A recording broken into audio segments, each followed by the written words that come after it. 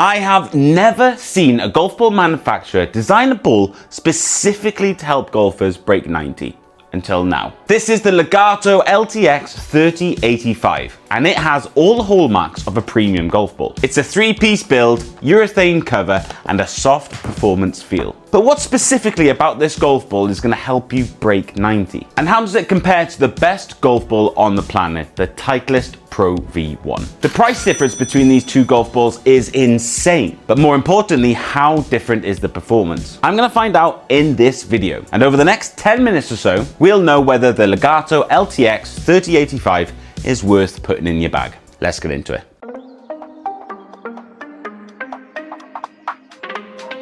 First things first, let's address this claim about the golf ball being designed specifically to help us break 90.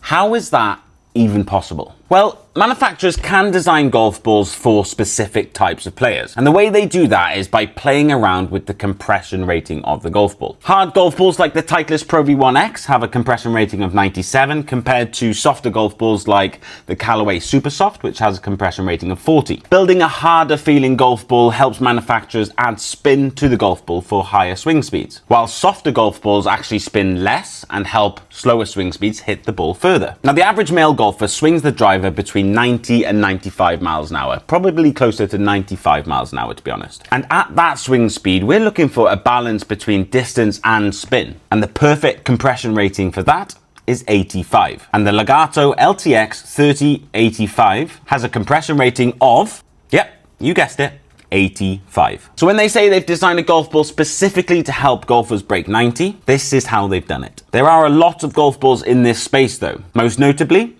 the Titleist Pro V1. It has a compression rating of 87. Theoretically, these two golf balls should have a very similar performance. So let's put that to the test.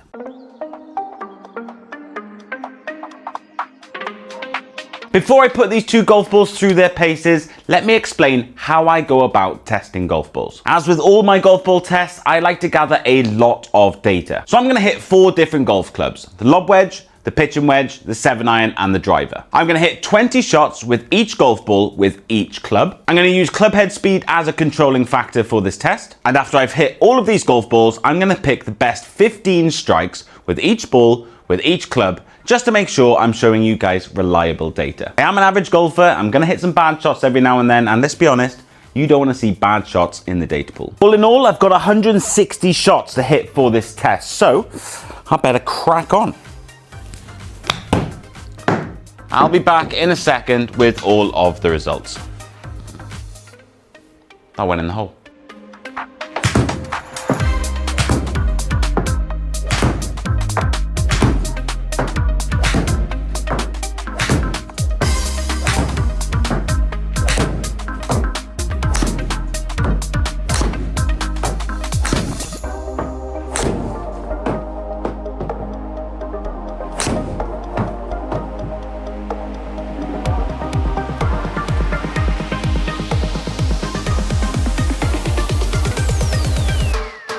Right then, let's get into the results, shall we? I'm going to start off with the lob wedge, and the average club head speed for the lob wedge test was 50 miles an hour. Now this is basically a pitch shot for me in an area of the game where you need a lot of control and a lot of stopping power, something the Pro V1 is well known for. So it's going to be interesting to see if the Legato can keep up with the Pro V1 here. On screen now are all of the results. Okay, let's be honest, there's not a huge amount to pick between these two golf balls here. The carry numbers are basically the same, the ball speed is basically the same, the spin is nearly identical, and the ball flight characteristics are very similar. You could argue that the Pro V1 is the better ball here because it's slightly better at all of the data points that I looked at, but it's pretty damn close. And I'm not sure the golfer trying to break 90 would actually be able to see the difference between these two golf balls here. Let's see what the performance is like with the pitching wedge. For the pitching wedge, the average club head speed was 80 miles an hour. This is basically a full swing for me, and if I do say so myself, I was striking the ball pretty damn good today. A week and a half off in Sorrento, Italy has really helped my golf. Anyway, here are the results. Again, there's hardly anything to pick between these two golf balls here. The Legato is flying a little higher and a little bit further, but that's about it. I don't think us average golfers are going to notice this performance difference out on the golf course. You could argue that because the Legato is flying a little bit higher, that it'll probably stop a little bit quicker. And I know a lot of you watching are probably jumping on that 1 extra yard of carry as well. But in reality, there isn't a huge amount of difference between these two golf balls so far. And when you consider the price difference between these two balls, it's easy to understand why a lot of people are considering the Legato for their gamer golf ball. But we're only halfway through this test. Let's have a look at the 7-iron results. For the 7-iron, the average club head speed for the test was 90 miles an hour. With this club, we're looking for a golf ball that can fly a long way, but still stop on the green. The good strikes continue with the 7-iron. Let's have a look at the results. Again, not a huge amount to pick between these two balls. We are seeing a bit of an edge going towards the Pro V1 here though. Slightly longer carry and slightly longer ball speed. The spin is basically the same, but looking at the flight numbers, the Pro V1 is flying higher and landing softer, so should stop just that little bit quicker than the Legato. I'd argue that the spin is a little bit low with both golf balls here, and that's not to say that the Legato won't stop on the green. It definitely still should, but you've probably got a little bit more control with the Pro V1. So far, I'm really impressed with this Legato golf ball. There isn't a huge amount to pick between these two balls performance-wise. The only thing I'm noticing that I haven't actually got in the data points here is that the carry dispersion numbers are a little bit tighter with the Pro V1. Although the averages are the same, the Legato's dispersion front and back is a little bit wider than the Pro V1. I'm starting to think that that's where your money is being spent when you buy a Pro V1. It's the build quality and the consistency, which explains why pros use Pro V1s, not Legato golf balls. Anyway, we've got one club left to go in this test. Let's have a look at the driver results.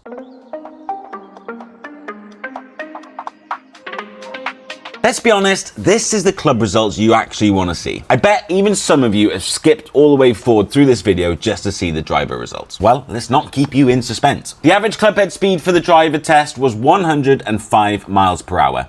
And here are all of the results. Let's be honest, the story of this video is that there isn't a huge amount to pick between these two golf balls. The performance with all clubs is very similar, and again, with the driver, we're seeing a slight edge in performance going towards the Pro V1. We've got longer carry and a higher ball flight, but honestly, there's not much in it at all. If you're trying to break 80, are you really noticing your golf ball with the driver carrying 2.5 yards further? I'm a mid-80s golfer and I can't tell that difference at all. And when it comes to the flight characteristics, I mean, you're probably going to get a little bit more rollout with the Legato, but my ability to control that sort of trajectory and the consistency I have in my flight isn't good enough with a driver to even consider those numbers an issue or even a performance difference. What this test is showing is that if we've got a golf ball with the right compression rating, we're able to get some performance out of it. And for £30 a dozen, which is basically 40% less than the Pro V1's price, it's definitely worth a go. The extra money that you're paying towards a Pro V1 is basically going towards the build quality. You're going to get more consistency out of a Pro V1. But I'd argue that an average golfer isn't consistent enough with their golf swing to see the performance gain in the consistency of the Pro V1. I'm not sure if that makes too much sense, but hopefully you get the point I'm trying to make. The big question of this video though, can this golf ball help you break 90?